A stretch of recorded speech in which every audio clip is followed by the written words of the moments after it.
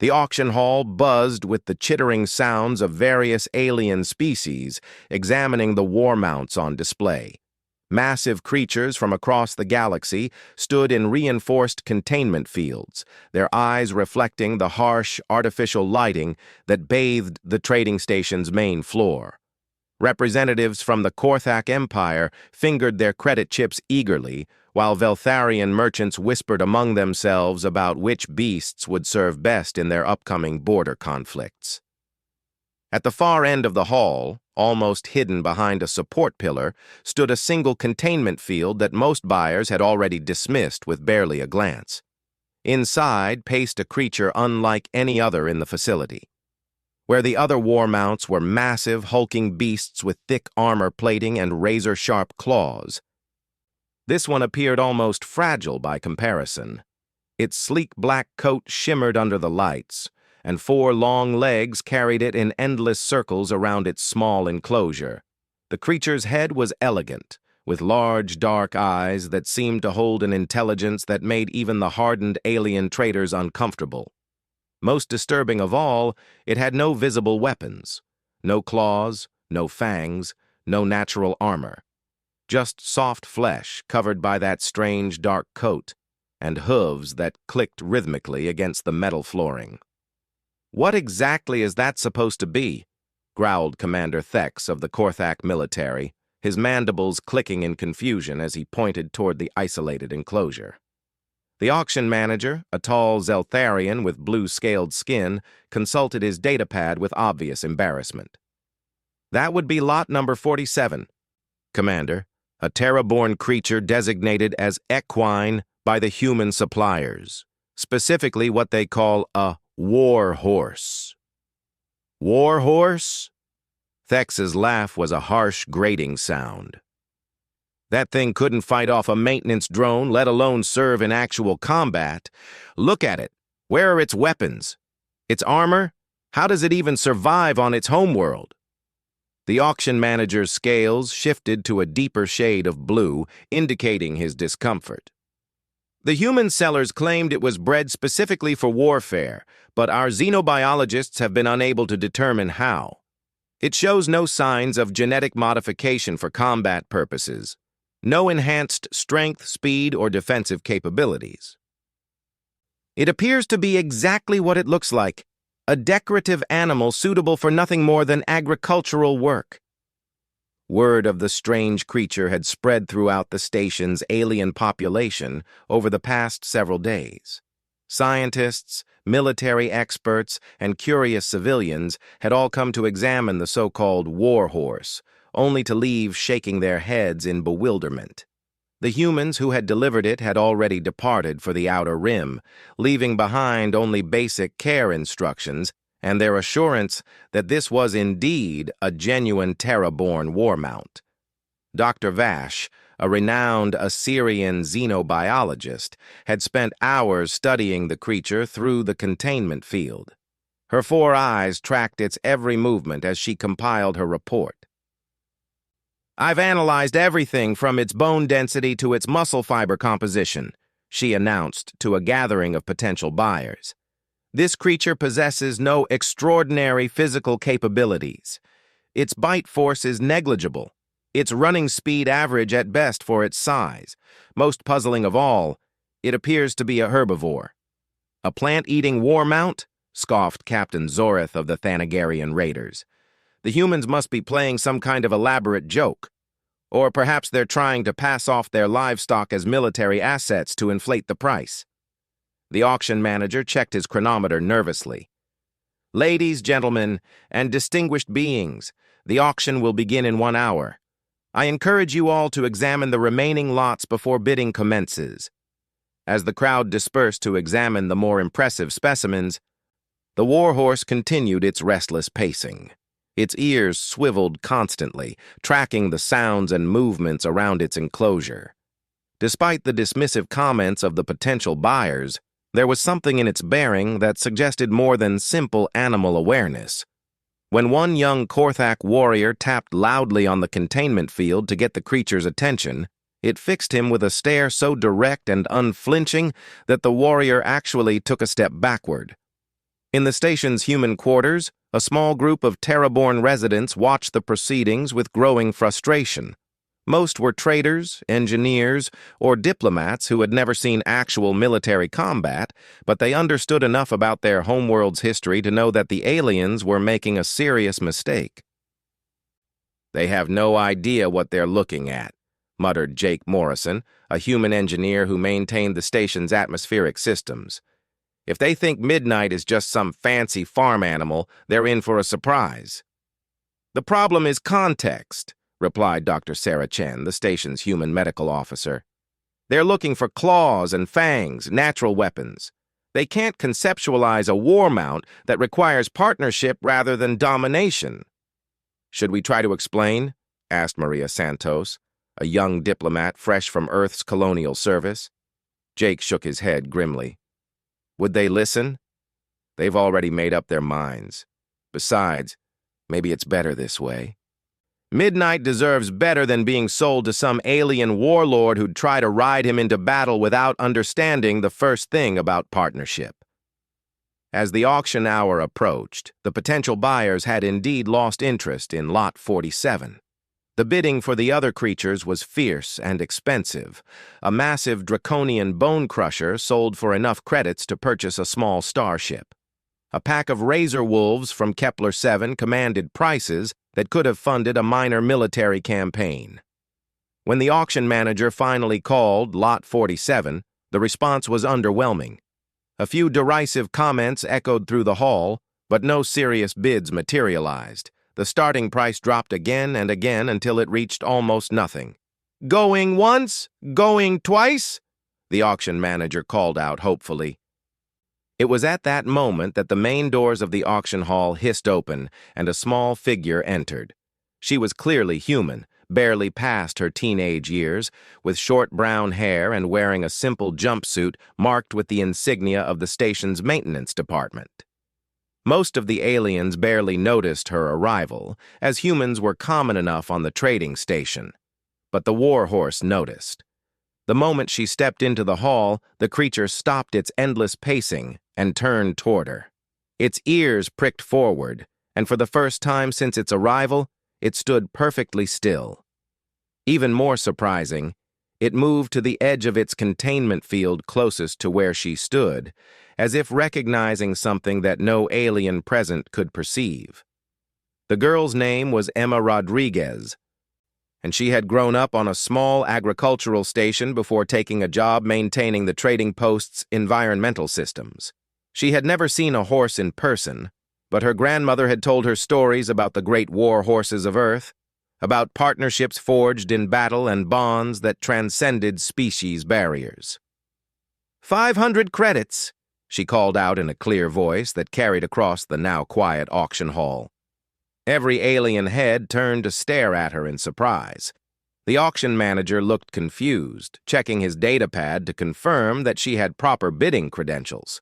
Commander Thex burst into laughter. "A human child wants to buy the defective warhorse? How appropriate. One useless species claiming another." But Emma ignored the mocking comments and kept her eyes fixed on the creature in the containment field.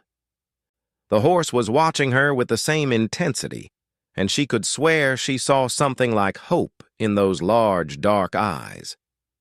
"Are there any other bids?" the auction manager called out, clearly eager to complete this embarrassing portion of the auction. 1,000 credits, Emma said firmly, causing more surprised murmurs from the crowd. "The human girl is serious," whispered one of the Veltharian merchants. "But what does she plan to do with a useless war mount?" Dr. Vash approached Emma with scientific curiosity. "Young human, I have studied this creature extensively. It possesses no combat capabilities that our instruments can detect. What could you possibly want with such an animal?" Emma looked up at the towering alien scientist and smiled. "Maybe you've been looking for the wrong things. On Earth, we have a saying. It's not the size of the horse in the fight. It's the size of the fight in the horse." "That makes no logical sense," Dr. Vash replied, her 4 eyes blinking in confusion. "Going once, going twice," the auction manager called again. 2,000 credits, Emma announced, her voice steady despite the attention of hundreds of alien buyers now focused on her. The crowd began to buzz with real interest now. Not because they suddenly saw value in the warhorse, but because they were curious about what the human girl thought she knew that their military experts had missed. Captain Zorath approached Emma with predatory interest. "Little human, if you know some secret about this creature that we do not, perhaps we could reach an arrangement." The Thanagarian raiders would pay handsomely for useful information. Emma shook her head without taking her eyes off the horse. No arrangement necessary, and no secrets. Just understanding.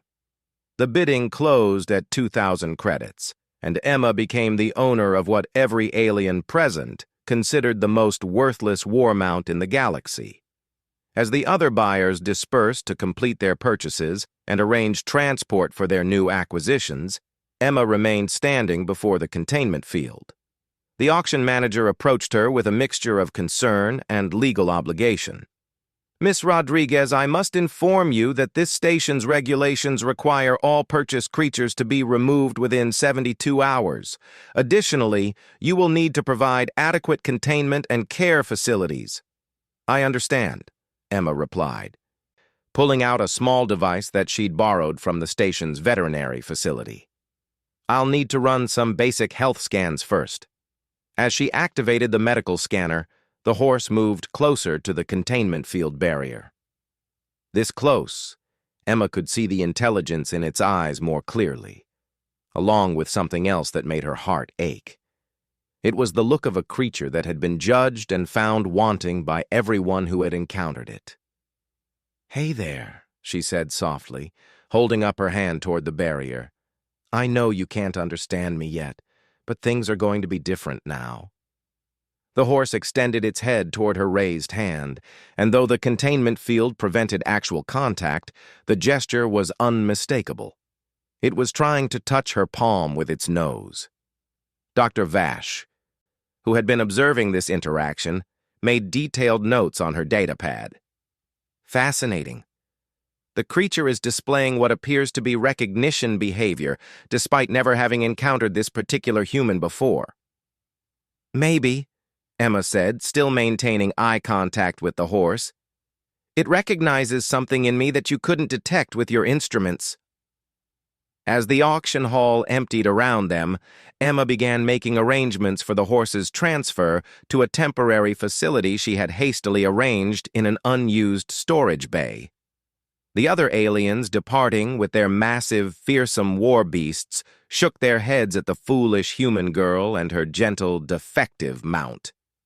None of them realized they had just witnessed the beginning of a partnership that would soon change their understanding of what made a true war mount.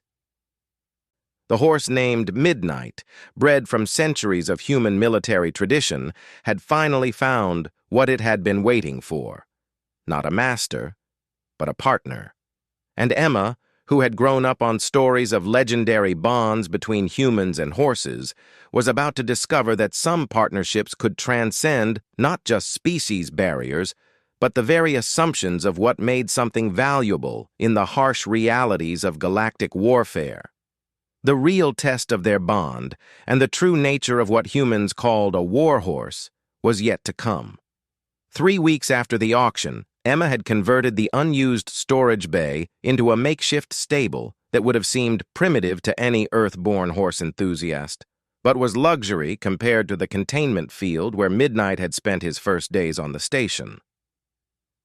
She had installed artificial gravity plating to simulate Earth-normal conditions, rigged up a basic atmospheric processor to provide fresh air circulation, and even managed to acquire some genuine Earth-grown hay through the station's agricultural importers. But the most important change was the absence of barriers between them.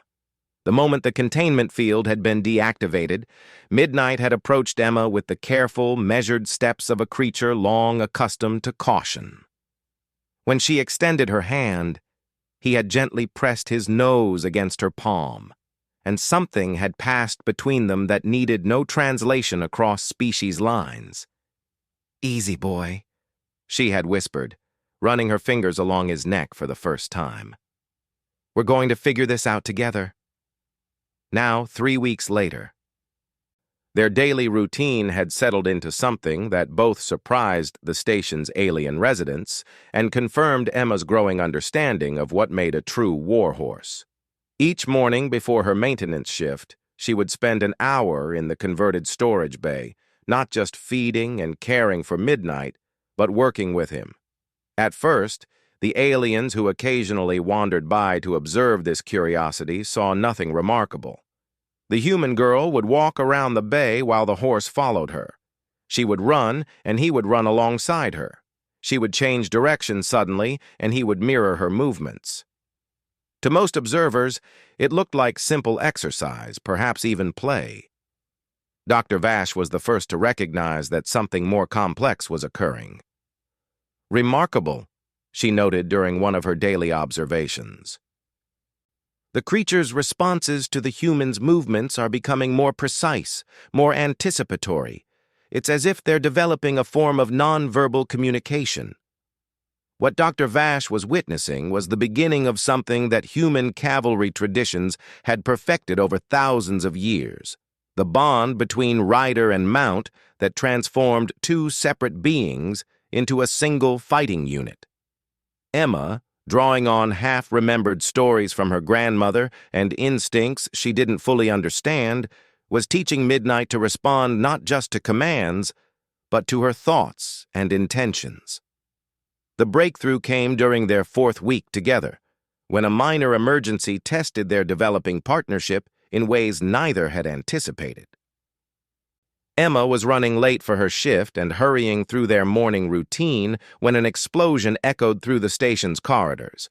The lights flickered, gravity fluctuated wildly for several seconds, and emergency klaxons began blaring throughout the facility. "Hull breach in Section 7. Announced the station's AI system. "All personnel evacuate affected areas immediately.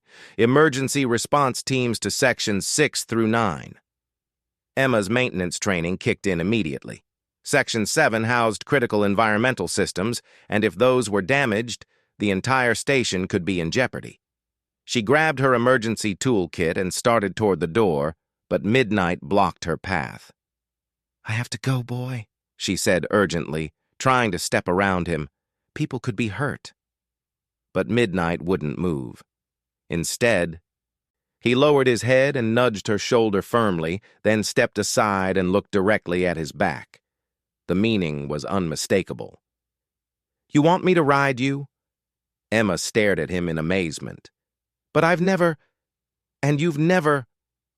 Another explosion, closer this time, decided the matter for her.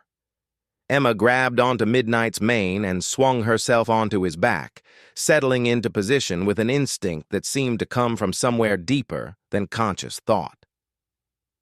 The moment she was seated, Midnight moved with purpose and power that transformed him from a gentle companion into something that finally lived up to his designation as a warhorse.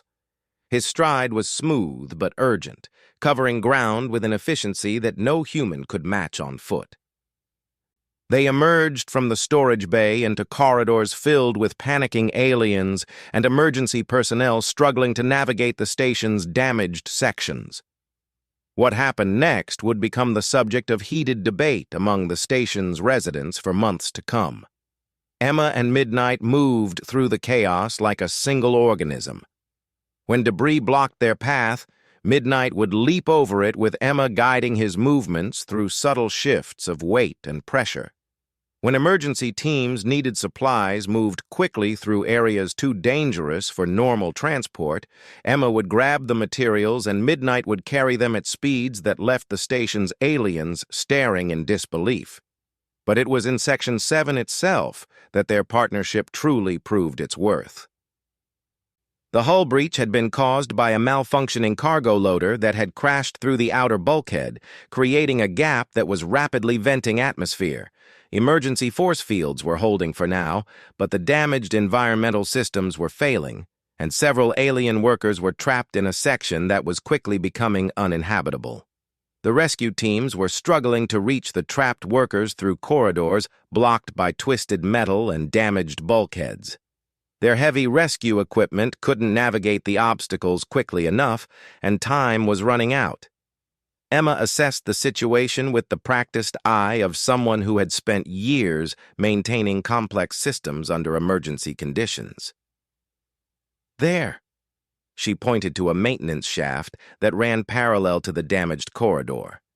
We can get through there, but it's too narrow for normal rescue equipment. Commander Thex, who was coordinating the rescue effort, looked at her skeptically. Human. That shaft has multiple obstacles and damaged gravity plating. It would take a trained acrobat with specialized equipment to navigate it safely. Emma looked down at Midnight, feeling the steady strength of the muscles beneath her legs and the alert intelligence in the way he held himself. Or a warhorse and his rider. Before anyone could stop them, Emma guided Midnight into the maintenance shaft.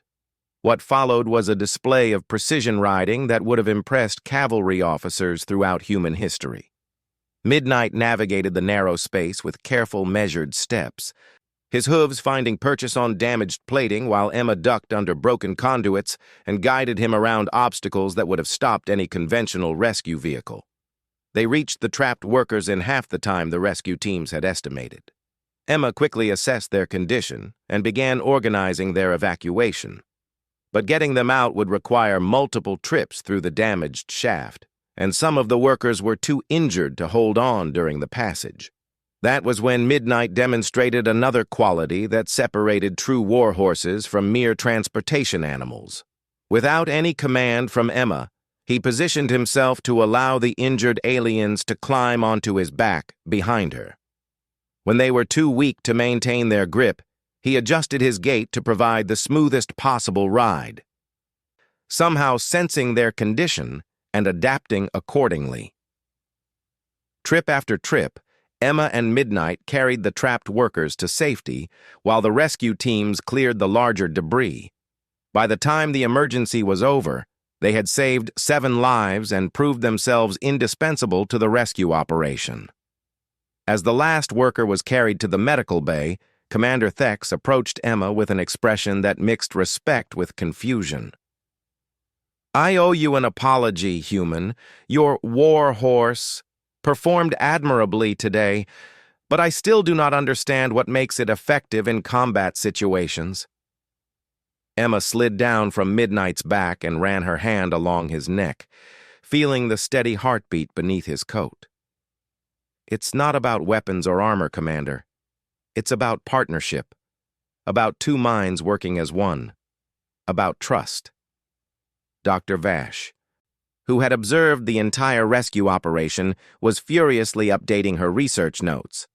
The coordination between human and mount appears to operate on a level beyond simple training. The creature anticipated the human's intentions and adjusted its behavior accordingly. Most remarkably, it seemed to sense the physical condition of the injured workers and modified its movement patterns to accommodate their needs.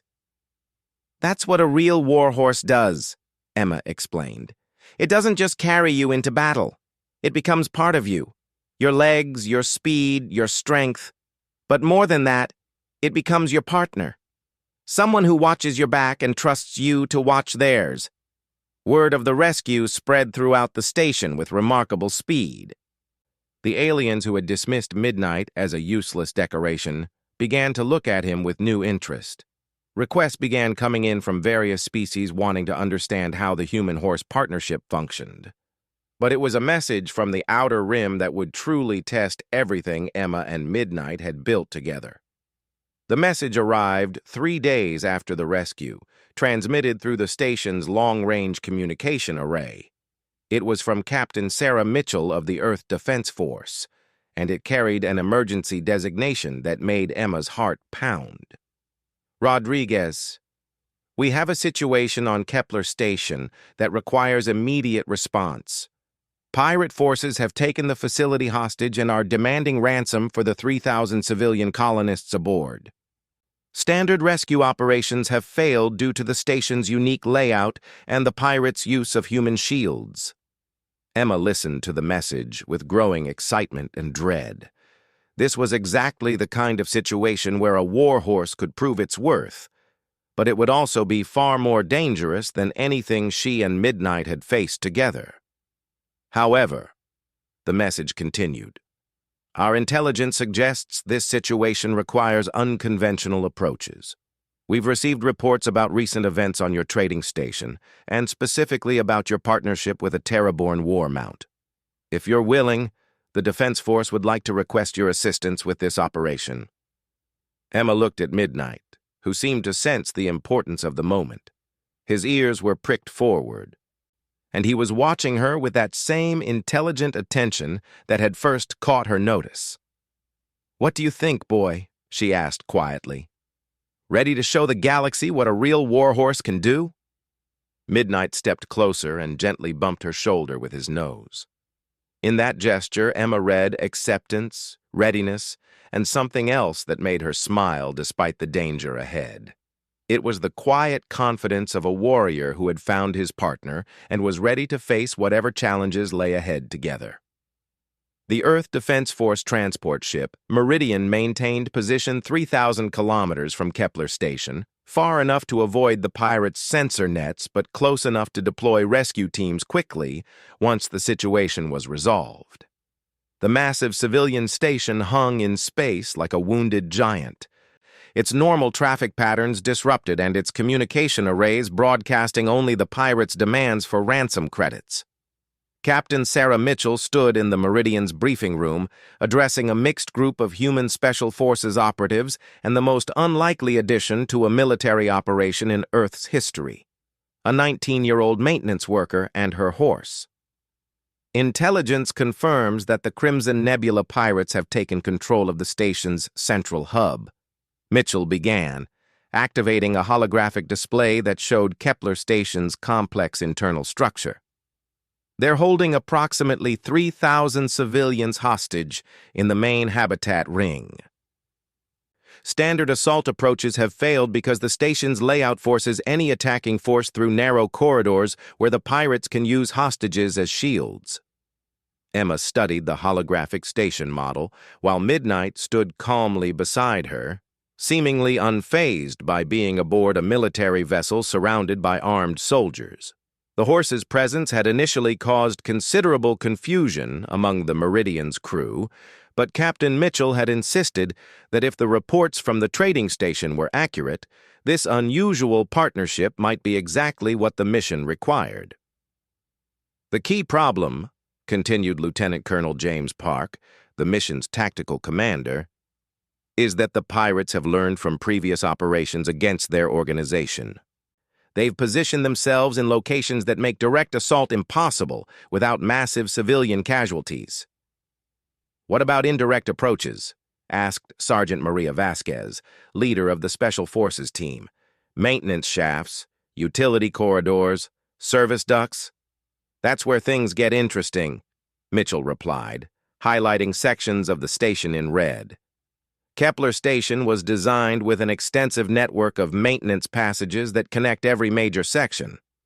The problem is that these passages are extremely narrow, often damaged, and frequently blocked by station machinery or debris. She looked directly at Emma. "According to our engineers, a single person might be able to navigate some of these passages, but they couldn't carry enough equipment to be effective against the pirates. A standard assault team would be too large to fit through the access points, but a single operative with enhanced mobility—" Emma nodded slowly, beginning to understand the plan. "You want us to use the maintenance passages to reach areas where your main force can't go?" "Exactly. Intelligence suggests that if we can neutralize the pirates' command post in the station's central hub, their organization will collapse. But reaching that command post requires navigating through kilometers of narrow, damaged passages that would be impassable for normal personnel." Dr. Elizabeth Chen, the mission's xenobiology consultant, had been studying Midnight with fascination since their arrival. "I've reviewed the reports from the trading station incident. The coordination between human and mount appears to operate on an almost instinctual level." If these passages are as challenging as our engineers indicate, that kind of partnership could be the difference between success and failure. Lieutenant Colonel Park activated a detailed schematic of the maintenance network. Here's what we're proposing. Rodriguez and her mount enter the station through a service airlock that the pirates haven't secured. They navigate through this network of passages to reach the central hub. Once there, they can either neutralize the pirate command post directly or create enough disruption to allow our main force to advance. How many pirates are we talking about in the command post? Emma asked, studying the schematics with growing concern. Intelligence estimates 15 to 20 armed hostiles, led by Captain Marcus Vore of the Crimson Nebula organization. They're using military-grade equipment and have prepared defensive positions. Emma felt Midnight shift slightly beside her, and she placed a reassuring hand on his neck. 20 armed pirates was a far different challenge than rescuing trapped workers or navigating emergency situations. Captain Mitchell seemed to sense her hesitation. Rodriguez, I want to be clear about what we're asking. This is a voluntary mission. The Defense Force has other options, though none with as high a probability of success while maintaining civilian safety. Emma looked around the room at the assembled military personnel, all of whom were watching her with expressions ranging from curiosity to skepticism. Then she looked at Midnight, who was calmly observing the holographic display as if he understood exactly what was being planned. "What kind of equipment would we have?" she asked. Sergeant Vasquez opened the equipment case that contained items Emma had never seen before. Military-grade environmental suit for extended operations in damaged station sections. Communications gear that will maintain contact with our forces. Emergency medical supplies. And this. She held up a weapon that looked like a cross between a rifle and a stun gun. Non-lethal electromagnetic pulse projector. It can disable electronics and temporarily incapacitate targets without risk to hostages who might be in the area. The range is limited, but in close quarters it should be effective. Dr. Chen consulted her datapad. We've also prepared specialized equipment for your mount. Environmental protection, communication links, and mobility enhancements designed specifically for his physiology. Emma examined the horse-sized equipment harness with amazement. Someone had put serious thought into how to outfit a cavalry mount for space station operations. I know this seems impossible, Captain Mitchell said quietly, approaching Emma while the technical specialists prepared detailed mission plans. A year ago, I would have said that using cavalry tactics in modern warfare was pure fantasy. But the reports from your trading station suggest that some partnerships can accomplish things that pure technology cannot. It's not about the technology, Emma replied, running her hand along Midnight's neck. It's about trust, about two minds working as one, about having someone watch your back who you know will never let you down. She looked up at Captain Mitchell. We'll do it. The next 6 hours were spent in intensive mission preparation. Emma studied every detail of Kepler Station's layout until she could navigate the maintenance passages in her sleep. She practiced with the EMP weapon until she could deploy it quickly and accurately in confined spaces. Most importantly, she and Midnight worked together to adapt their partnership to the specialized equipment and unique challenges of a space station environment. The approach to Kepler Station was conducted in complete silence, using a stealth shuttle that could avoid the pirates' sensor networks. Emma, now wearing the military environmental suit, sat beside Midnight in the shuttle's cargo bay while he wore the specialized equipment harness that would protect him in the station's damaged sections. 2 minutes to insertion point, announced the shuttle pilot. Sensors confirm the service airlock is unguarded and functional. Emma checked her communications gear one final time and reviewed the mission timeline. They would have approximately 4 hours to reach the central hub before the pirates began executing hostages to demonstrate their commitment to their ransom demands. You ready for this, boy? She asked Midnight, who responded by gently bumping her shoulder with his nose. The insertion went exactly as planned. The service airlock accepted their entry codes, and within minutes they were inside Kepler Station's maintenance network. Emma had expected the passages to be challenging, but the reality exceeded even her worst fears. The narrow corridors twisted through the station's infrastructure in patterns that seemed to defy logic. Damaged gravity plating created sections where they had to navigate in zero-G, clinging to handholds while floating past exposed power conduits. Emergency lighting flickered unpredictably, creating pools of shadow where anything could be hiding. But Midnight moved through these obstacles with the same calm confidence he had shown during the trading station rescue. When gravity failed, he used his hooves to grip magnetic surfaces and pulled himself forward with movements that were almost swimming through space. When passages became too narrow for normal navigation, he twisted and maneuvered with an agility that defied his size. More importantly, their partnership allowed them to move through the maze-like passages far faster than any individual could have managed. Emma's human intelligence planned their route and identified obstacles, while Midnight's instincts warned her of dangers her instruments couldn't detect. "Rodriguez, report status," came Captain Mitchell's voice through her communicator. 60% of the way to the target," Emma whispered back, taking a moment to rest in a wider section of the maintenance network. "No contact with hostiles, but we've encountered some structural damage that's not on the schematics." "Understood. Intelligence reports that the pirates are becoming increasingly agitated." "Timeline remains critical." Emma checked her position against the station's layout and realized they were directly below the central hub where the pirate command post was located. According to her equipment, there were at least 18 people in the chamber above them, and electromagnetic signatures suggested heavy weapons and communication equipment. "This is it, boy," she said to Midnight. "Whatever happens up there, we stick together." The access point to the central hub was a maintenance hatch that opened into a storage area adjacent to the main command chamber.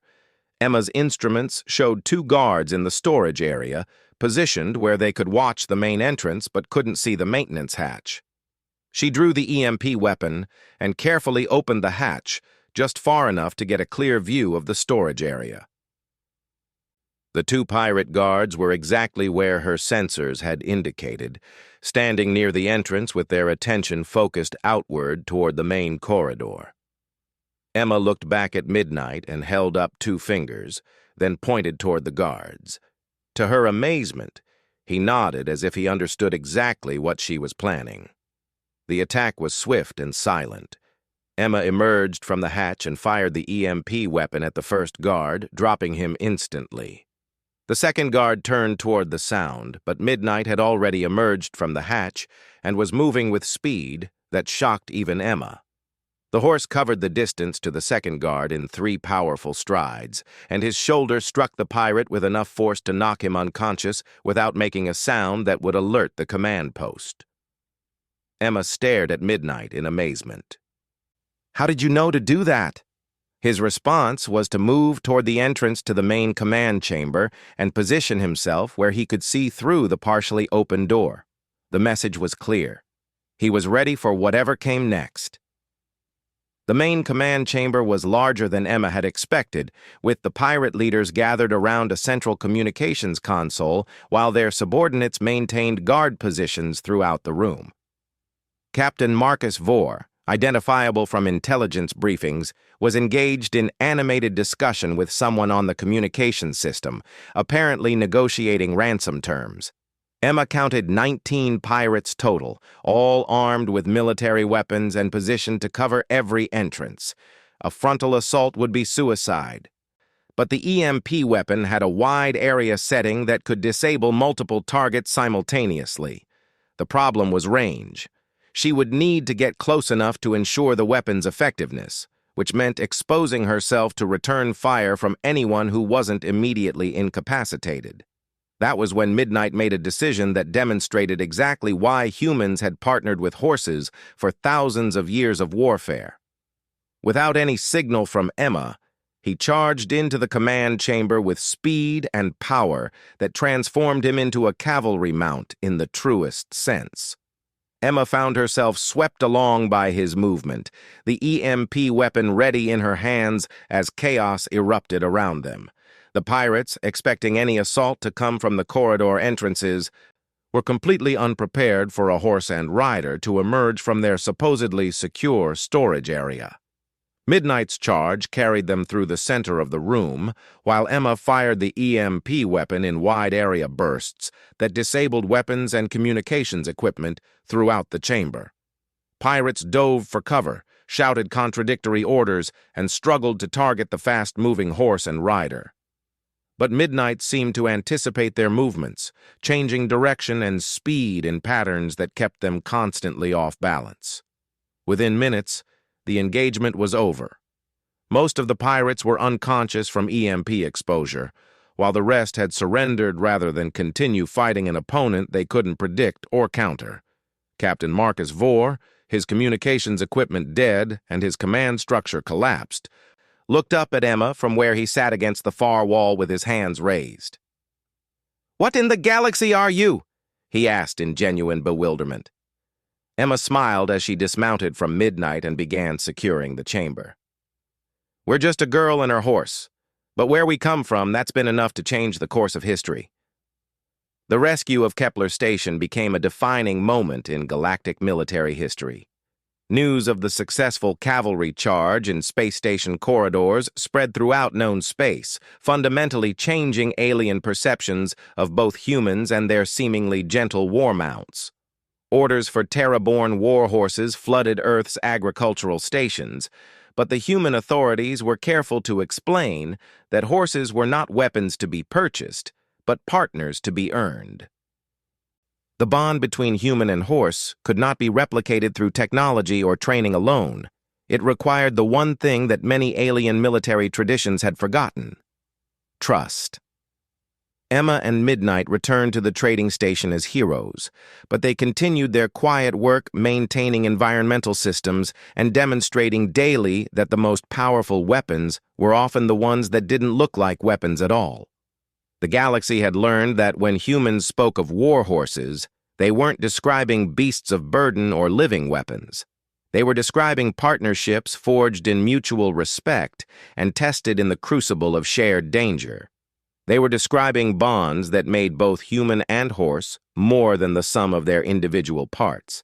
And perhaps most importantly, they had learned that sometimes the most defective-looking creature in an auction hall might actually be exactly what was needed to remind everyone that true strength came not from claws or fangs or armor, but from the willingness to trust another being completely and to earn that trust in return.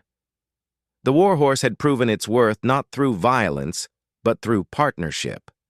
And in a galaxy full of predators and weapons, that partnership had become something more valuable than any alien military technology.